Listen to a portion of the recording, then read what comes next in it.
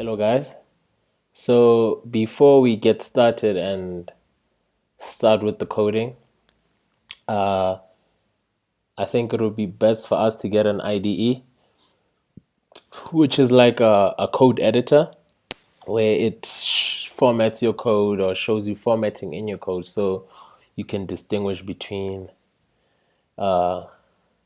different types of commands in your code. So you can use any IDE you want to use. I prefer to use Visual Studio Code, which is what I'll be showing you how to get onto your machine in this video. So for you, in order to be able to get your Visual Studio on your machine, just go into your favorite browser, search for Visual Studio Code. There's one there. So I'll search for that, and then you can click on there. So there's different versions of Visual Studio Code for each operating system you have. So if you're on Mac OS, Windows, Linux, you have your stable version and your insiders version. So and Visual Studio Code is also made by Microsoft.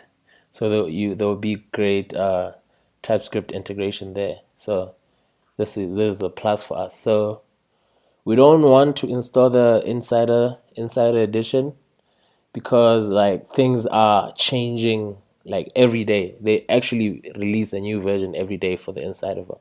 So some features might not be optimal or stable yet, but there might be cool features. But for us, in order to be able to use TypeScript without having to bother ourselves with something that's broken in the insiders edition, we just install the stable one. So you can just click on any of those depending on your operating system, or you can just click on that. So because I'm on a Mac right now, it's showing me download for Mac. So if you're on a Windows machine, it would say download for Windows, and if you're on a Linux machine, it would say download for Linux. So by just clicking there, you'll get the stable build for your operating system. As you look there, it says stable build. I already have VS Code installed onto my machine.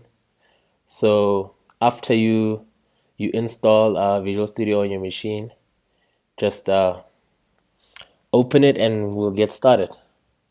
Thank you.